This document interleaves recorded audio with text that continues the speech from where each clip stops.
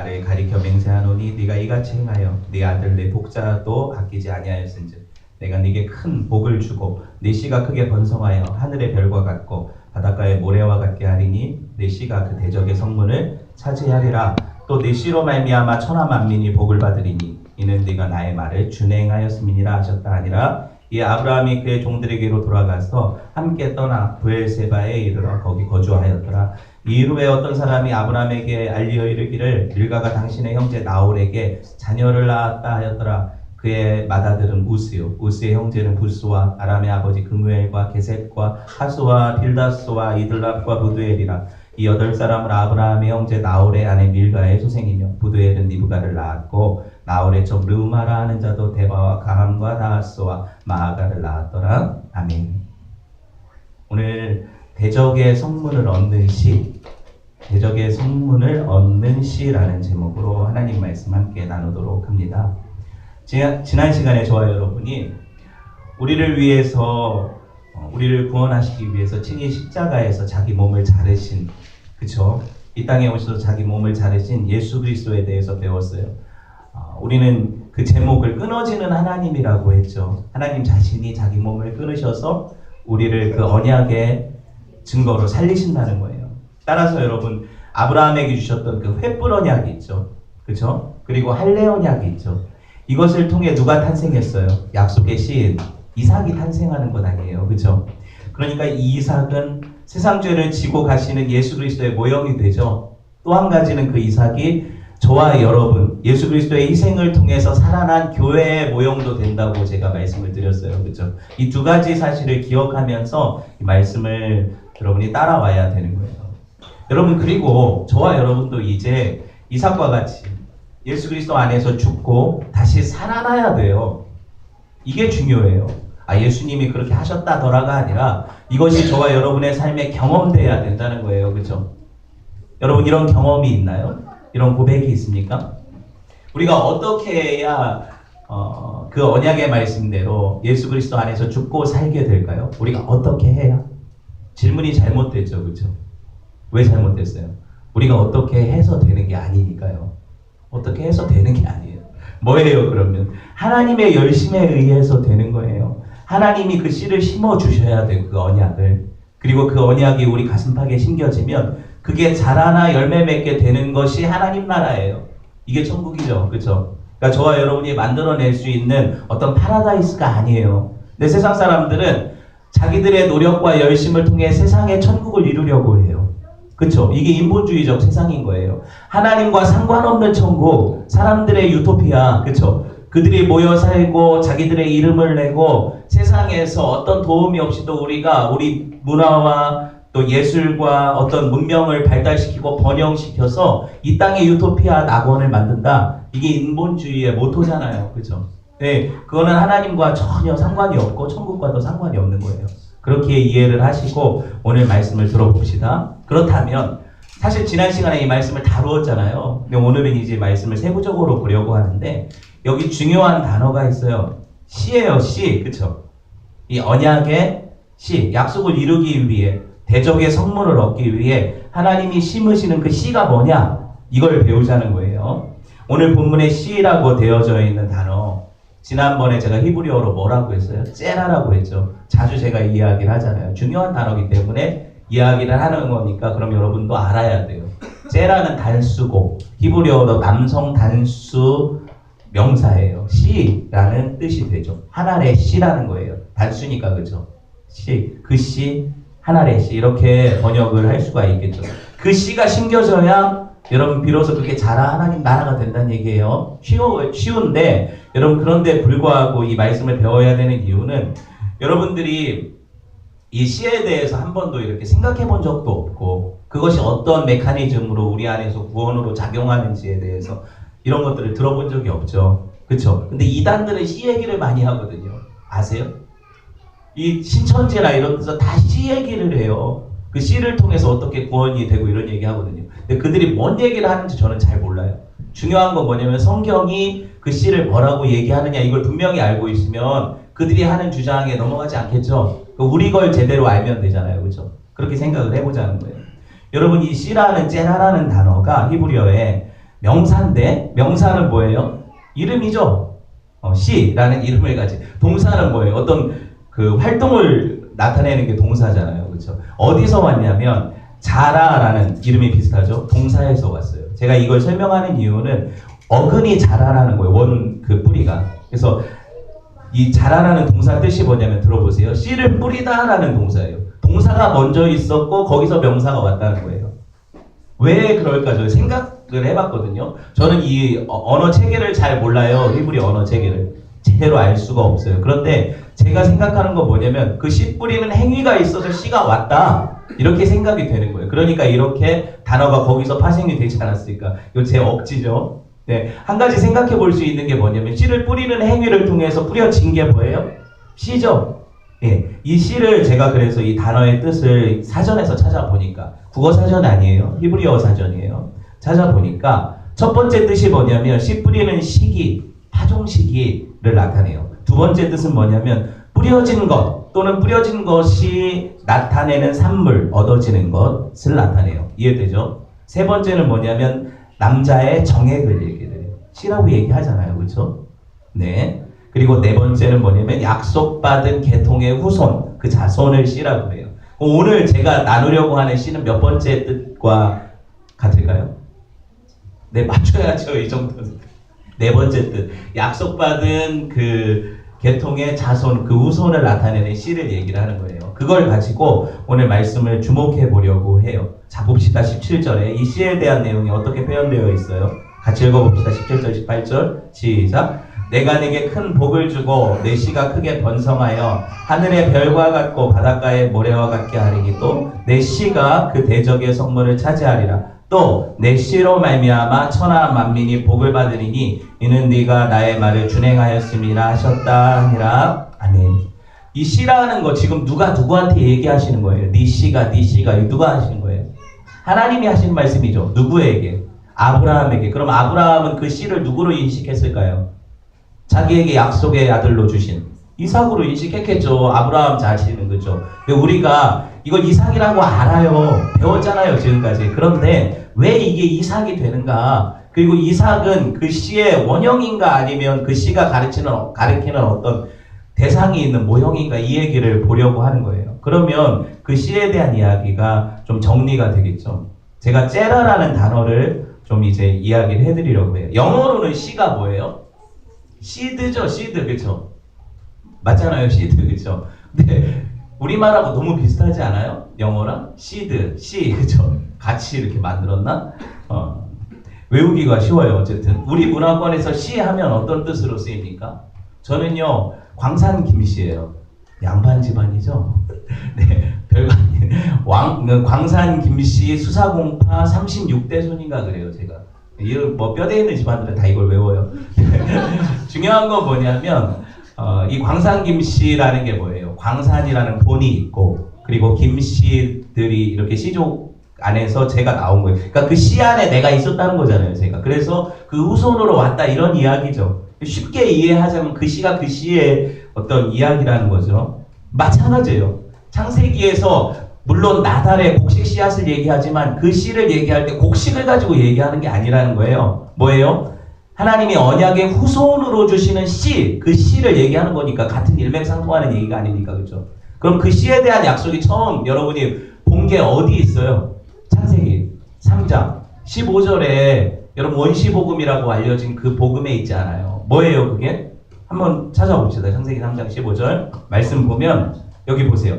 내가 너로 여자와 원수가 되게 하고 네 후손도 여자의 후손과 원수가 되게 하리니 여자의 후손은 네 머리를 상하게 할 것이요 너는 그의 발꿈치를 상하게 할 것이요. 여기 어디 씨가 있어요?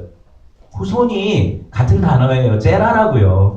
왜? 제가 얘기했잖아요. 후손이라고도 번역된다고. 그러니까 째라라는 단어를 후손으로 번역한 거예요. 씨죠. 그렇죠? 네 씨가 뭐예요? 여자와 원수가 되고 네 씨도 여자의 후손과 원수가 되고 그렇죠? 이런 얘기거든요. 이 복음 안에 뭐가 들어있어요 지금? 이 씨를 통해 하나님이 하실 계획, 하나님의 작정, 일이 들어있잖아요. 이게 펼쳐지는 얘기가 어디예요? 전체 성경이라는 거예요. 여기 작은 씨가 어떻게 자라나서 명맥을 이어가고 하나님 나라가 되어가는지의 이야기가 뭐다? 성경 이야기다. 이렇게 보시면 돼요. 자, 보세요. 하나님의 언약이 지금 이건 언제 주어진 거예요? 아브라함보다 훨씬 전 아담 시대에 주어진 얘기 아니에요. 오래전 얘기죠. 그렇죠? 이 씨에 대한 약속이 이루어져서 이어져서 아담에게서 이어진 그 씨의 약속이 아브라함에게로, 그리고 또 그 씨의 약속이 아브라함의 후손이 또 누구에게 이렇게 갈 거죠. 이거를 살펴보자는 거예요. 이게 정말 변개치 않는 언약인가요? 네, 그래요. 왜? 하나님이 이 씨에 대해서 계속해서 얘기하시거든요. 성경을 통해서. 봅시다. 이 아까 지금 읽은 창세기 3장 15절의 본문에 보면 원수 나오죠? 원수. 근데 오늘 본문에는 이 원수라는 단어를 어떻게 표현을 해요? 바꿔서 대적이라고 표현하죠. 대적의 성문을 취한다 그러니까 원수가 대적 아니에요. 그렇죠? 맞잖아요. 이해를 하셔야 제가 설교를 할 수 있어요. 그 이야기가 같은 이야기로 나오고, 자, 첫 번째 아담에게 주신 약속은 뭐예요? 여자의 후손이 뱀의 머리를 깨뜨려 상하게 한다는 약속이죠. 그런데 지금 여기서는 뭐라고 약속해요? 대적의 성문을 얻게 할 거다 그러죠. 그게 같은 일맥상통하는 얘기가 돼야 이 처음 약속이 뒤 약속과 같다는 거잖아요. 제 설명 이해가 돼요? 예, 이렇게 가는 거잖아요. 그렇죠? 이 말씀을 보면 여자의 후손 이 씨가 어떤 일을 벌일 거냐? 뱀의 머리를 깨는데 뱀의 머리를 깨는 게 뭐다? 대적의 성문을 얻는 것과 같다. 이렇게 볼 수 있는 거죠. 이렇게 보면서 말씀을 봅시다. 아주 중요한 개념이에요. 이 씨라는 개념이. 보세요. 그 씨가 뭔데 그렇게 대적의 성문을 얻게 하는가? 그것도 대적의 성문을 얻는다는 건 뭔가? 그쵸? 여기 한 씨라고 했죠. 제가 단수라고 했잖아요. 그 씨, 한 씨 이렇게 번역된다고 했잖아요. 이 모든 씨라고 나오는 지금 이 표현, 언약의 씨는 다 단수로 표현되어 있어요. 왜 단수일까요? 씨들이 아니에요. 우리가 씨 하나를 심지 않잖아요. 밭에 파종할 때 수많은 씨를 뿌리죠. 그렇죠? 근데 왜 하나의 씨로 표현할까요? 단수인데 집합명사예요. 이 씨 안에 그 후손들이 담겨있는 씨예요. 이 씨를 통해 수많은 열매들이 올 거라는 씨죠. 이렇게 볼 수 있잖아요. 곡식이 우리가 하나를 심어서 하나를 얻습니까? 아니잖아요. 한 알을 심어도 한 이삭이 나올 거고, 그렇죠? 거기 수많은 나달이 있을 것 아닙니까? 그렇죠? 그런 개념으로 이해를 하셔야 돼요. 그래서 성경이 이런 일관성을 가지고 표현하기를, 전에 횃불 언약 때 아브라함에게 나타나셔서 네 씨를 하늘에 뭐같이? 별같이 많게 하시겠다 그러죠. 요새는 하늘에 별이 없어요. 그래서 고대 시대의 맑은 하늘을 떠올려야 돼요. 수많은 은하수가 정말로 그 행성들이 막 별들이 반짝거리면서 쏟아질 듯이 그 시골 하늘 같은 그런 느낌. 그 정서 안에서 저 별같이 많게 하겠다 그러면 엄청 많은 거죠. 셀 수 없는 거잖아요. 지금처럼 셀 수 있는 별이 아니라. 맞잖아요. 그렇죠? 그런 약속인데 보세요. 오늘 말씀에는 한 가지 말이 더 추가되죠. 뭐라고 되어 있어요? 하늘의 별과 같이 또 바닷가에 모래와 같이라는 표현이 또 있죠. 중요해요. 왜 중요하냐면 이 두 표현이 나뉘기 때문에 그래요. 아, 이거 강조의 표현이구나. 그냥 많게 하시겠다. 하늘에 별같이 많고 바다에 모래같이 많게 하시겠다. 그럼 제가 굳이 이 표현을 따로 설명할 필요가 없겠죠. 중요해요. 왜 그러냐면 성경에서 하늘이나 별은 항상 좋은 이미지로 쓰여요. 그래서 많은 사람을 내게로 돌아오게 하는 자, 주께로 돌아오게 하는 자는 하늘에 별과 같이 빛나리라. 다니엘서 말씀. 그쵸? 별 그리고 하늘 이런 것들은 뭐예요? 하나님이 좋게 여기시는 상징이거든요. 성경에서 메타포가. 근데 보세요. 바다.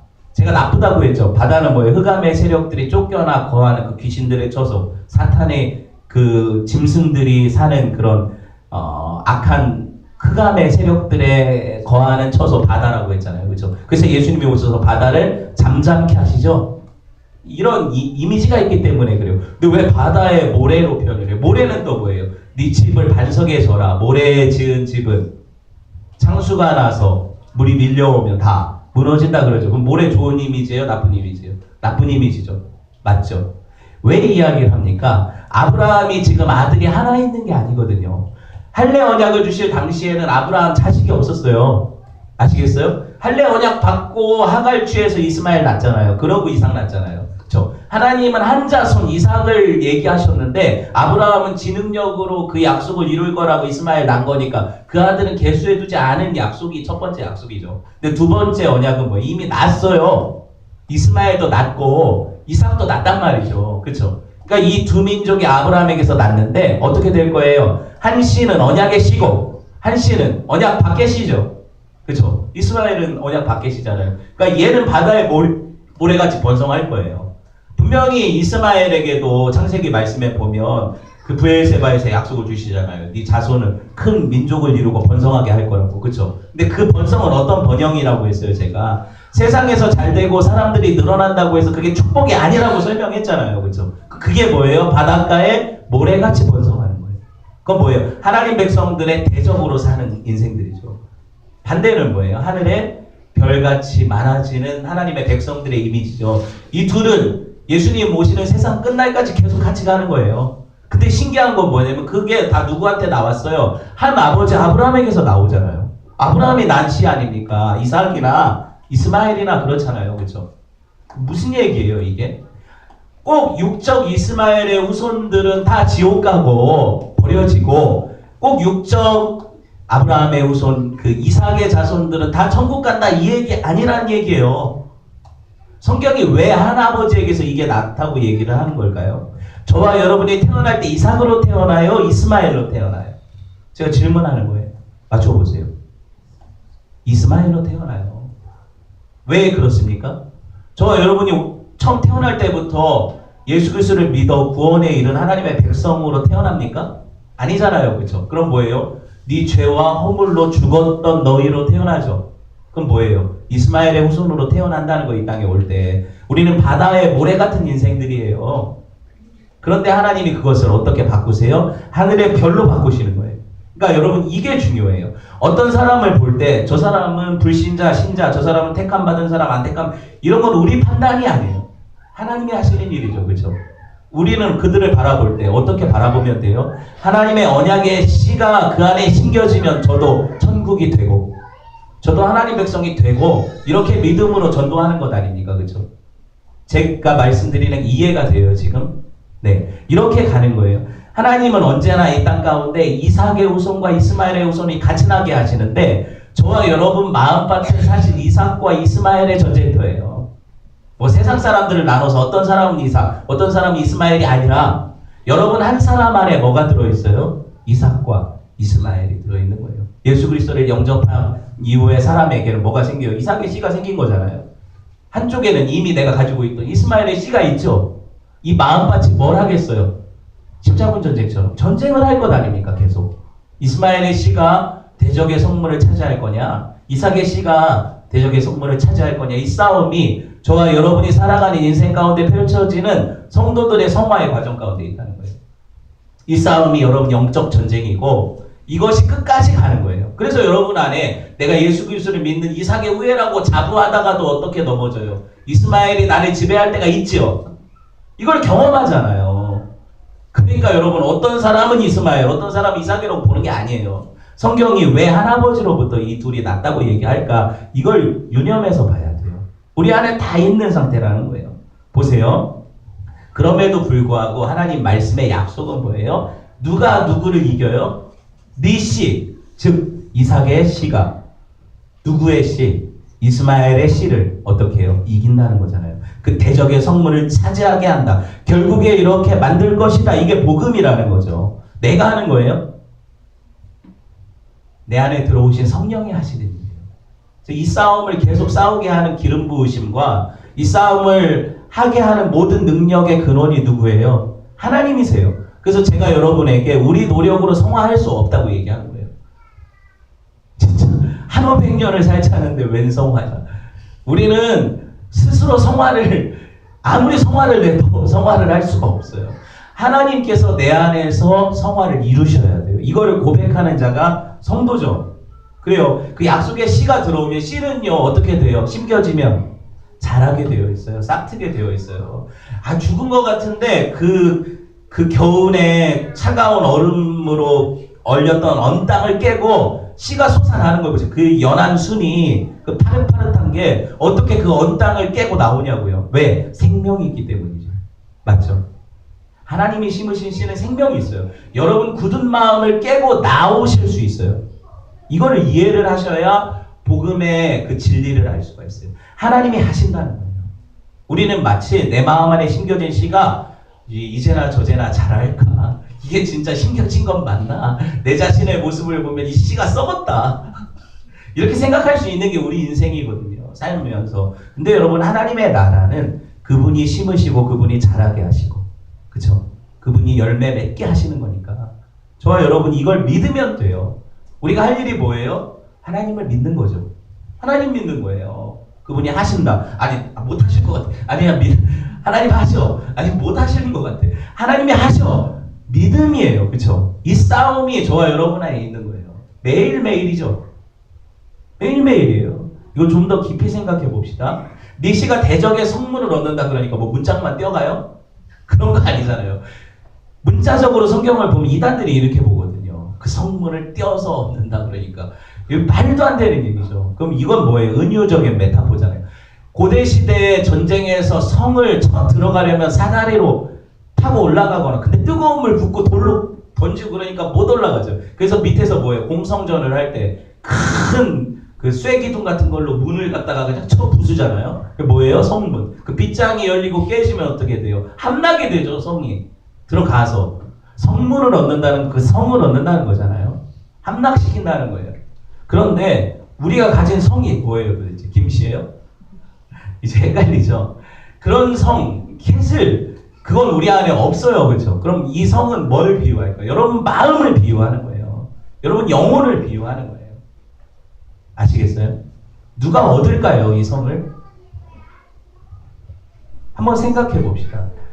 여러분 재밌는 것은요. 하나님의 백성은 뭘로 상징이 돼요? 사탄으로 항상 나오죠. 성경에. 사탄, 마귀, 뭐 옛 뱀 이렇게 나오잖아요. 오늘 아까 아담과 하와를 꼬신 건 뱀이니까. 근데 약속은 뭐예요? 그 머리가, 뱀의 머리가 이 씨, 여자의 씨를 통해서 어떻게 된다? 깨진다가 약속이죠. 그럼 하나님의 약속이 이루어져 가는 것이 하나님의 나라가 임하는 거죠. 맞죠? 하나님 나라가 임하는 것은 뱀의 머리가 깨지는 거잖아요. 맞잖아요. 그렇죠? 그것이 우리 안에 이루어지는 게 하나님 나라라는 거죠. 이 정복을 누가 하실까요? 이 사탄의 머리를 깨는 그 나라의 멸망을 누가 이루실까요? 다 아시잖아요. 하나님이 하시는 일인데 그게 어떻게 이루어질까 좀 더 봅시다. 여러분 불신자들의 마음, 처음 우리가 모두 다 불신자거든요. 마음 안에 씨가 심겨져요. 어떤 씨? 하나님이 약속하신 그 언약의 씨. 그 씨가 심겨지면 그 씨가 자라. 전쟁을 하는데 우리 안에 이미 있던 그 육신의 씨가 있죠. 그게 뭐예요? 육체의 정욕, 안목의 정욕, 이생의 자랑, 육신의 소욕이죠. 그렇죠? 이런 것들이 가시덤불이 되고 돌짝밭이 되고, 그렇죠? 그래가지고 그 씨가 자라남을 막을 것 아닙니까? 그럼 뭐예요? 이 씨가 자라게 하기 위해서 어떻게 할 거예요? 농부가 잡초도 제거하고, 그 농부가 또 뭐래요? 비료도 주고, 그 농부가 그 씨가 잘 싹트게 하도록 물도 주고. 누가 하는 거예요? 농부가 하는 거지 밭이 하는 게 아니잖아요. 저와 여러분이 하는 게 아니라고요.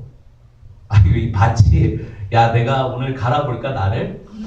밭이, 야 이게 가시덤불이 났는데 이것 때문에 이게 자라지 못하는데 가시덤불을 치워볼까? 밭이? 못해요. 누가 해요? 농부가 하시는 거죠. 농부가 누구예요?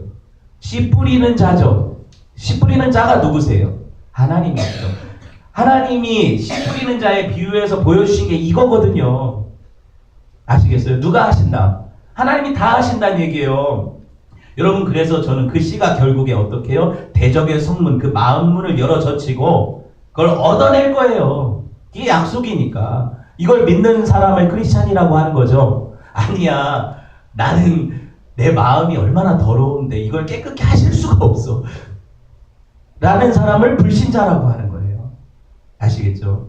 그 안에 완전히 깨끗해져 가지고 나는 천사같이 된 사람을 신자라고 하지 않아요. 아시겠어요? 더러운데 이 더러움과 오염된 이 모든 것들을 씻어낼 분을 믿는 자를 신자라고 하는 거예요. 그걸 믿는 거예요, 우리가. 그래서 여러분 보세요. 에베소서의 그 정확한 지적을 보면 하나님 앞에 원래 깨끗했던 인생이 없고 살았던 인생이 없죠. 열매 맺을 인생 하나도 없다는 거예요. 보세요. 우리는 언 땅 같은 마음밭이었어요. 그래서 굳은 마음을 기경하라 그러시죠. 기경을 내가 못하니까 기경하라 농부가 오시는 거잖아요. 정확하게 보면 보세요. 우리는 사탄의 압제 아래 죄의 종로로 타던 인생들이었어요. 그렇죠? 근데 우리가 어떠한 은혜로 하나님의 아들이 되고 우리가 어떠한 은혜로 하나님 나라 백성이 돼서 이제 내가 그 씨를 나눠주겠다, 뭐 하겠다 이런 얘기하고 다니냐고요. 우리가 뭔데? 은혜 아닙니까? 그렇죠? 하나님이 하신 일이죠. 이걸 드러내는 게 전도예요. 하나님이 내 안에서 이 씨를 심으셔서 열매 맺게 하시는 걸 보여주면 이게 전도가 되는 거예요. 근데 여러분 보세요. 우리가 무슨 자격이 있어서 예배당 안에 아직 온전히 다 아무도 온전하지 않은데 내가 좀 더 됐다고, 내가 좀 더 이 씨가 요만큼 자랐다고, 저 사람은 아직 씨가 땅을 깨치고 나오지 못한 것 같다고 판단하고 있을 수 있냐는 얘기죠. 그럴 수 없다는 거예요. 누가 하는 일인데. 자기가 하는 일이라면 그 판단이 가능해요. 내가 이렇게 노력해가지고 밭도 갈고 물도 줬더니 씨가 나왔다 그러면 그걸 얼마든지 판단하고 정죄할 수 있겠죠. 왜 너는 노력하지 않냐? 너는 왜 열심히 하지 않냐? 왜 기도하지 않냐? 너는 왜 새벽에 빠졌냐? 너는 왜 회사 갔냐? 주일에. 이렇게 정죄하지 않겠죠. 무슨 말인지 아시겠어요? 하나님의 은혜는 내가 만들어내는 게 아니에요. 하나님이 하시는 일이어서 나는 다만 그 은혜를 누렸어요. 그러면 다른 형제들을 향해서 그 은혜 받은 마음으로 나누고 바라보는 거예요. 언젠가 저 형제도 주일에 예배할 수 있겠지. 언젠가 저 형제도 하나님 앞에 온전히 자기 삶을 드릴 수 있겠지. 나도 아직 멀었는데 누가 누구를 판단하고 평가하고, 그쵸? 그건 복음이 아니잖아요. 그건 복음이 아니에요. 여러분 보세요. 아브라함과 그 자손에게 주셨던 그 축복이 뭐예요? 그 축복이 뭐예요? 지금 얘기했잖아요. 원수의 성문을 얻게 하는 것, 대적의 성문을 얻게 하는 것. 그건 뭘로 되어진다? 내가 노력해서가 아니라 그 씨가 심겨져서 그 씨가 하는 일이죠. 그러면 뭐예요? 내가 할 수 있는 것은 이 씨를 나눠주는 일인데, 근데 그 나눠주는 일이 뭐냐? 여러분 보세요. 사실 이 씨 이야기는 창세기 3장에서부터 나온 게 아니에요. 1장에서부터 나와요. 한번 볼까요? 창세기 1장 봅시다. 1장 11절, 12절 볼까요? 여기 보시면 창조 기사가 나올 때 뭐라고 해요? 하나님이 이르시되 땅은 풀과 씨 맺는 채소와 각기 종류대로 씨 가진 열매 맺는 나무를 내라 그러시죠? 그렇게 됐겠죠. 12절에 땅이 풀과 각기 종류대로 씨 맺는 채소와 각기 종류대로 씨 가진 열매 맺는 나무를 냈다 그랬더니 하나님이 보시기에 좋았다 그러죠. 씨 얘기가 여기 나오죠. 이게 무슨 말일까요? 여기 왜 씨가 나올까? 뒤에 보니까 29절 30절에 답이 있네요. 창세기 1장 29절 30절 보세요. 하나님이 이르시되 내가 온 지면에 씨 맺는 모든 채소와 씨 가진 열매 맺는 모든 나무를 누구한테 준다? 지금 아담과 하와에 얘기하거든요. 사람한테 준다. 주노니 너희의 먹을 거리가 되리라. 또 30절에 땅의 모든 짐승과 하늘의 새와 생명이 있어 땅에 기는 모든 것들에게는 뭘 준다? 그날 창조했던 풀을 준다 그러죠. 풀은 뭐예요? 씨 없는 것이죠. 씨 있는 것과 씨 없는 것의 차이를 여기서 왜 보여줄까요? 사람은 그 씨를 받아야 산다는 거죠. 하나님 주시는 씨가 있어야 그게 산 사람인 거예요. 우리 안에 씨가 심겨져야 내가 사람으로 사는. 그래서 뭐예요? 예수님이 나를 받아 먹으라 그러시죠. 내가 하늘의 양식이다 그러시죠. 근데 보세요. 사람에게는 씨 있는 것들을 주고 사람 아닌 짐승에게 뭘 줘요? 씨 없는 걸 주죠. 풀을 주잖아요. 그럼 씨를 먹는 사람은 누구예요? 하나님의 백성 되는 사람 얘기하는 거예요. 여러분 이 얘기가 성경에 처음부터 기록이 되는 거예요. 그러니까 이런 차원으로 성경을 보면 우리가 이걸 볼 수가 있어요. 하나님께서 이 모든 것들 가운데 성경 안에서 그 씨의 비밀을 심겨두셨다. 마태복음 13장의 이야기가 이제 풀리겠죠. 보세요. 이건 씨 뿌리는 자의 비유부터 나오는 천국의 비유장이거든요. 마태복음 13장 보시면 1절에서 9절까지 말씀, 이거 다 읽으려면 힘들겠죠. 제가 힘들게요. 그냥 들어보세요. 그날 예수께서 집에서 나가서 바닷가에 앉으심에 큰 무리가 그에게로 몰려들거늘 예수께서 배에 올라가 앉으시고 온 무리는 해변에 서 있더니 예수께서 비유로 여러 가지를 그들에게 말씀하여 이르시되 씨를 뿌리는 자가 뿌리러 나가서 뿌릴새 더러는 길가에 떨어짐에 새들이 와서 먹어버렸고 더러는 흙이 얕은 돌밭에 떨어짐에 흙이 깊지 않으므로 곧 싹이 나오나 해가 돋은 후에 타서 뿌리가 없음으로 말랐고 더러는 가시떨기에 떨어짐에 가시가 자라서 기운을 막았고 더러는 좋은 땅에 떨어짐에 어떤 것은 100배 어떤 것은 60배 어떤 것은 30배의 결실을 하였느니라. 귀 있는 자는 들으라 하시니라. 그렇죠? 씨 뿌리는 자의 비유가 그럼 이제 해석이 될 거 아닙니까? 오늘 씨에 대해서 배우고 있으니까. 그렇죠? 한번 봅시다. 거기 이후에 벌어지는 나오는 비유가 겨자씨 비유거든요. 겨자씨 비유 잘 알죠. 천국은 이 진짜 씨 중에 제일 작은 것 같은 겨자씨 같으니 그러잖아요. 그게 심겨지면 어떻게 돼요? 모든 풀보다 더 자라서 새들이 깃들이고 큰 나무가 된다 그러잖아요. 이런 비유를 얘기를 하시거든요. 31절, 32절 말씀이 그거거든요. 이 두 가지를 염두하고 천국을 봅시다. 하나님 나라는 뭐예요? 밭에 뿌려진 씨로 인해서 된다. 이 밀접한 상관관계가 있는 거 당연히 알겠잖아요, 이제. 예수님이 이걸 뭐라고 설명을 해요? 마태복음에 보면 뒤에 이제 이 비유를 제자들 따로 불러 설명하세요. 설명할 때 뭐라고 얘기를 하시냐면, 보세요. 이 씨는 천국 말씀이다. 이렇게 설명해요. 안 믿기면 저희 13장을 보세요. 마태복음 13장 뒤에 그 설명을 보세요. 마태복음 13장 19절 보세요. 아무나 천국 말씀을 듣고 깨닫지 못할 때는 악한 자가 와서 그 마음에 뿌려진 것을 빼앗는다. 이게 새들이 와서 길가에 떨어진 씨를 먹는다는 걸 해석해 주는 거예요. 악한 자가 그 씨를 받아 간다. 그 뭐예요? 씨는 뭐예요? 말씀이라고 하죠. 씨가 말씀이라고 하잖아요. 천국 말씀이라고. 그렇죠? 그 말씀을 빼앗기면 그 씨는 자랄 수가 없죠. 근데 말씀이 남아있으면 그 씨앗이 심겨져서 자라서 열매 맺는 게 뭐다? 천국이다 그러잖아요. 그렇게 얘기를 하고 있잖아요. 그렇죠? 보세요. 여기 보시면 그 씨가 얼마만큼 자라나요? 그 천국이 얼마만큼 자라나요? 큰 나무가 돼서 공중에 새들이 깃들일 만큼. 아까 그 새는 뭐였어요? 씨를 쪼아먹는 나쁜 것들이었는데 그 악한 것들이 그 나무에 깃들인다는 의미는 뭐예요? 천국은 그 악한 자들도 구원받는 길로 나간다는 얘기죠. 대적의 성문을 얻는다는 얘기예요. 이렇게 보면 돼요, 말씀을. 보면 이 말씀이 천국 말씀이라고 지금 우리 성경에는 개혁 성경에 번역이 되어 있지만 이 말씀을 정확하게 번역을 하면 그 나라의 그 말씀이에요. 호 로곤 테스 바실레야스예요. 뭐냐면 그 나라 그 말씀. 뭐예요? 한 시.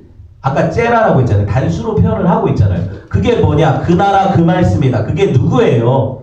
말씀으로 오신 예수님이잖아요. 이 요한복음이 그 얘기를 하는 거잖아요. 태초에 말씀에 계시니라. 그 말씀이 하나님과 함께 계셨으니 그 말씀은 하나님이시라. 그리고 그 말씀이 세상에 왔다. 근데 자기 백성이 영접지 않았다. 그러나 영접하는 자 뭐예요? 심겨진 자. 씨가 심겨진 자. 그는 하나님의 백성이 되는 권세를 주셨다. 맞죠? 혈통으로 육정으로 되지 않는다. 아브라함의 육체적인 자손이 그리스도인이 아니다. 그건 뭐예요? 하나님께로부터 난 자들만, 이 씨가 심겨진 자들만 어떻게 된다? 천국을 이루고 구원받는다. 이게 성경이 얘기하는 거예요. 씨 뿌리는 자의 비유는 에서 농부가 누구다? 하나님 아버지다. 그럼 뿌리는 씨가 뭐다? 말씀이다. 그 말씀이 누구? 예수 그리스도다. 그러니까 하나님 아버지가 이 땅에 씨를 뿌리시는 건 예수 그리스도를 뿌린다는 얘기고, 예수 그리스도가 내 마음밭에 심겨지면 어떻게 돼요? 구원이 일어난다는 거잖아요. 이 복음의 말씀이에요. 그게 언제부터 이 얘기가 됐어요? 창세기 처음부터. 그래서 여자의 후손, 그 씨가 오기를 기다리는 구속사의 이야기가 성경 얘기예요. 그리고 그 씨가 왔네요. 그쵸? 와서 그 씨가 죽고 사는 게 뭐예요? 미랄 비유죠. 그 씨가 한 알이 죽으면, 죽지 않으면 한 알 그대로 있지만 죽으면 많은 열매를 맺는다 그러죠. 그럼 씨가 내 안에서 죽었어요. 뭐예요? 예수 그리스도께서 십자가에서 죽었어요. 죽고 내 안에서 다시 살아나는데 그게 뭐예요? 열매 맺는 천국이고. 그게 좋아 여러분. 한 씨로 자라나 한 나무만 맺는 게 아니라는 얘기 하는 거예요. 한 씨가 심겼는데 수많은 하나님의 백성들이 살아나잖아요. 한 아들이 죽었는데 수많은 하나님의 아들들이 살아나잖아요. 그죠? 이 복음의 이야기예요. 이 이야기가 오늘 이 씨의 얘기예요. 그래서 뭐예요? 그냥 한 알이 아니라 30배, 60배, 100배. 여기는 거꾸로 100배, 60배, 30배 열매 맺는다. 이렇게 되어 있는 거예요. 왜 이런 비유가 올까요? 왜 이런 비유가 올까요? 저와 여러분의 마음밭에 이 씨가 심겼냐고 물어보는 거예요, 성경이. 지금 심겨져 있냐고 물어보는 거예요. 오늘 말씀 뒤에 제가 전혀 쓸데없는 것 같은 족보를 또 읽었잖아요. 23절부터 보세요. 있죠? 20절부터인가요? 뒤에 에필로그도 아니고 왜 붙어 있는 얘기예요? 궁금하죠? 이 이야기는 되게 중요하기 때문에 붙어 있는 거예요. 모든 족보가 되게 중요해요. 성경에서는. 보세요. 여기 특별히 23절을 주목해 봅시다. 23절. 이 8사람은 뭐래요? 아브라함의 형제 나홀의 아내 밀가의 소생인데 그 소생인데 부두엘은 누굴 낳았다? 리브가 낳았다. 그럼 리브가는 누군데요? 이삭의 아내가 될 여자죠. 리브가는 이삭의 아내가 될 여자예요. 그럼 그 이야기가 왜 중요합니까? 이 리브가가 이삭의 사실 오촌 조카쯤 돼요. 이삭이 당숙이죠. 이해되셨어요? 그 정도인데 결혼시켜요. 둘을. 그래가지고 이제 이삭에게서 누가 나와요? 쌍둥이가 나오잖아요. 야곱과 에서가 나오고 야곱에게서 12아들이 나오고 12아들을 통해서 이렇게 이스라엘이 건설이 되어지는 그 시의 이야기인데 중요한 게 뭐냐면 여러분 보세요. 니브가의 아버지 부두엘이 이 니브가를 시집 보내는 장면이 성경에 기록되어 있거든요. 24장 60절 창세기 같이 읽어봅시다. 창세기 24장 60절 있죠? 같이 읽어봅시다. 시작. 리브가에게 축복하여 이르되 우리 누이여 너는 천만인의 어머니가 될지어다. 내 씨로 그 원수의 성문을 얻게 할지어다. 그러죠. 하나님 말씀이 얼마나 놀랍습니까? 이삭에게 주신 약속과 리브가 아내가 될 리브가에게 주신 약속이 같아요. 근데 이 둘은 만난 적도 없어요. 그쵸? 둘이 결혼하고 나니까 어떻게 돼요? 드디어 한 사람이 되어서 한 몸이니까 한 몸이 되어서 누가 나와요? 한 씨가 오는 거예요. 대적의 성문을 얻는 씨가 오는 거죠. 그 약속을 같이 받는 거예요. 성도는 모든 성도는 이 약속을 받은 사람들이에요. 이 약속을 받고 내 안에서 그 씨가 자라나서 나를 통해서 또 다른 씨가 오는 거죠. 예수 그리스도를 믿는 사람이 오는 거예요. 여러분 이 말씀이 계속 이어져서 누가 와요? 요한복음 12장 24절 보니까 보세요. 예수님이 자기를 뭐라고 증거하세요? 한 알의 미랄이라고 증거. 내가 그 씨다 얘기하는 거예요. 미랄이라고 하니까 야 이거 밀이라고 번역이 왜 이렇게 되어 있죠? 성경이 밀이라고 얘기 안 하거든요. 한 곡식, 코코스라고 번역을 하고 있어요. 곡식이라는 거예요. 한 알의 곡식이 떨어지면 죽어서 마른 열매를 맺는다. 그러니까 미랄로 번역하면 안 돼요, 이거를. 그쵸? 오늘 찬양도 했지만. 곡식이 한 알이 떨어져서 죽은 거예요. 그 왜 이게 한 알로 이렇게 번역이 돼야 돼요? 그 씨가 그 씨라는 걸 알아먹어야 되니까. 그렇게 가야 되는데 미랄이라고 번역하니까 씨랑 미랄이랑 상관없는 것 같잖아요. 아니라고요. 같은 씨라고요. 이렇게 보면 보세요. 그 미랄이 와서 죽는 형태로 하나님의 나라가 살아난다는 얘기죠. 이게 복음이고 이 숨겨진 복음이 여러분 계속해서 우리 삶 가운데 나타나는 거예요. 하나님의 나라는 어떻게 돼요? 오직 여자의 씨, 그 약속의 씨로만 이루어지는 나라예요. 그리스도의 죽으심으로 그 씨가 심기고 그분의 살으심, 부활로 어떻게 해요? 그 씨가 자라나서 어떻게 돼요? 하나님 나라가 되면 이걸 뭐라고 불러요? 교회라고 부르고 성도라고 부르는 거예요. 그 씨 가진 사람이 뭐예요? 성도고 교회인 거죠. 그렇게 보는 거예요. 계시록 3장 20절에는 오히려 성도라는 이름을 가졌지만 그 씨의 주인 되시는 예수 그리스도를 문 밖에 세워놓는 인간들이 나와요. 봅시다. 왜 문 얘기를 왜 할까요? 대적의 성문을 얻어야 되니까. 3장 20절 읽어봅시다. 시작. 볼지어다 내가 문 밖에 서서 두드리노니 누구든지 내 음성을 듣고 문을 열면 내가 그에게로 들어가 그와 더불어 먹고 그는 나와 더불어 먹으리라. 이거 불신자들한테 하는 말 아니거든요. 라오디게아라는 교회한테 쓴 편지예요. 교회. 예수님 믿는 사람들한테 쓴 거예요. 그럼 뭐예요? 교회인 너네가 예수님을 문 밖에 세워두고 있다 이 얘기잖아요. 그래서 못 들어가시고 문을 두드리는 거예요. 말이 돼요 이게? 우리 안에 내 자신을 살펴보면 내가 그래요. 내가 뜨뜻미지근하다고요. 그래서 우리 주님이 내 안에 온전히 심겨서 자라나시려고 하시는데 나는 문을 닫아놓고 주님 그냥 이대로 좋습니다. 별로 그렇게 안 하셔도 돼요. 나는 그냥 예수도 적당히 믿고 세상에서도 살아야 되는데 너무 열심히 믿으면 미쳤다고 그래요. 너무 뜨거우면 광신자라고 불러요. 이 땅에서는 어떻게 살아요? 이러니까 뭐예요? 문 밖에 세워두는 거잖아요. 그래서 두드리시는 거잖아요. 맞죠? 라오디게아에 뭐라고 해요? 차든지 덥든지 하라. 난 너만 보면 진짜 역겨워서 토해내겠다 그러시잖아요. 그렇게 말씀하시잖아요. 근데 여러분 이거를 갖다가 우리 열심으로 절대 해석해서는 안 돼요. 또 열심을 내라. 교회에서 열심히 봉사하고 헌신하고 헌금해라. 이렇게 보는 게 아니에요. 말씀은. 그 열심이 뭐예요? 예수 잘 믿는 거죠. 그 열심이에요. 내가 하나님이 내 안에서 하시는 일들을 찬양하고 인정해드리고 마음껏 일하시도록 내 자신을 드리는 게 예수 잘 믿는 거잖아요. 내가 뭘 해가지고 그분을 높이는 게 아니고 복음을 이해를 해야 돼요. 이 복음이 왜 중요하냐면 모든 사람들은 복음에 대적으로 행하거든요. 예수 믿어도 내가 하려고 해요. 다. 그게 뭐 예수 믿는 거예요. 내가 섬기는 거고 내가 하나님이라 하는 거지. 그래서 다 자기 자랑 챙겨가지고 뭐라고 해요? 상급 주세요 그러잖아요. 내가 이렇게 했으니까, 내가 가난한 사람도 도왔고 내가 이렇게 주를 위해 열심을 부렸고 이랬으니까 내게 주실 상을 주십시오 그러는데 뭐라고 해요? 이 악하고 게으른 종아 나가라 그러시죠. 난 네가 한 일을 도무지 알지 못한다 그러시죠.